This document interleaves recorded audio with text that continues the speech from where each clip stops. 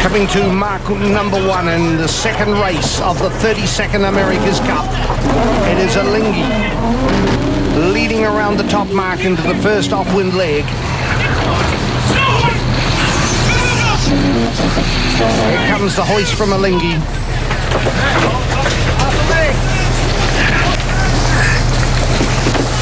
Team New Zealand still coming up to the mark, super set. We shouldn't be surprised they've got a red hot crew aboard Alingi. Now here comes Team New Zealand round the mark. They click off at 19 seconds. Let it go, Jake! Come on! 3, 2, 1, you're there! Team New Zealand go through the set.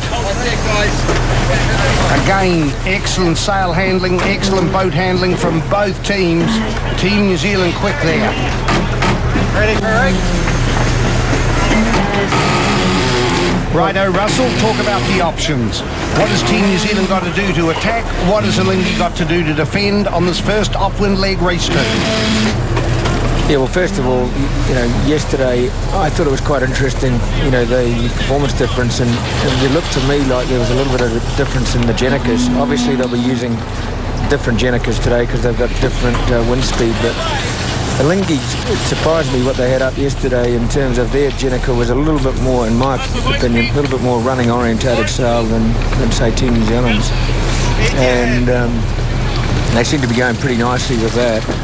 And it's going to be interesting to see, you know, what happens today. Certainly, the difference in the Genicas will mask any, you know, other speed difference, you know, the differences that the boat might have.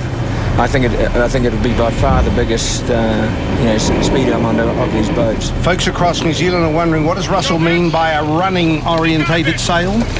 Well, you know, it just I think. Alingi's sail was a little bit more suited to sailing a little deeper than Team New Zealand's.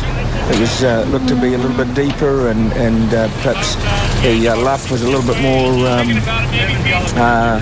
projected up high. The luff of the sail being the front of the sail. And being deeper means they can just drop down a little bit more, take a little course. Yeah. Let's go. They just soak down a little bit.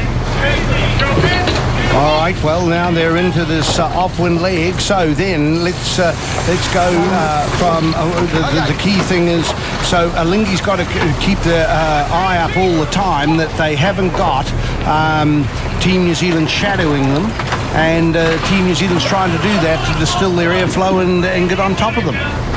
Well, I think the first thing is Team New Zealand will be trying to close the gap. They're not close enough yet to really you know, attack in earnest. You've got to get pretty far forward in these boats to affect the other boat forward in terms of the position of the boat to get on their ear. So the first thing is that you know, Team New Zealand will be looking for to make a gain somewhere to close this distance up so that then they can get into an attacking position. And of course, you know, you never know, the boat in front can make an error, and you've got to be in a position to capitalise on the error. On the course inside our line, it just pisses me off. Do you get the impression Brad Butterworth is grumpy? They're going to dictate the race. So Brad's grumpy. Brad Butterworth is grumpy by spectator craft who are inside the line, and they're creating a wash. Now they've got the civil guard out there.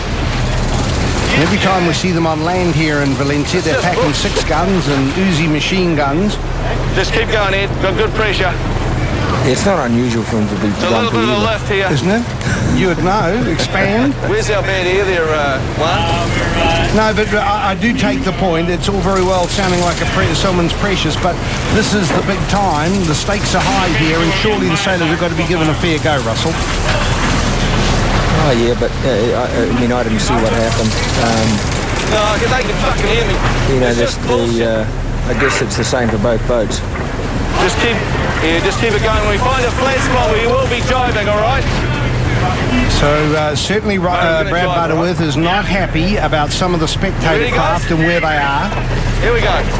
And he was giving the impression if they can hear him, then they'd be wise to move. That fucking boat's off the fucking race course.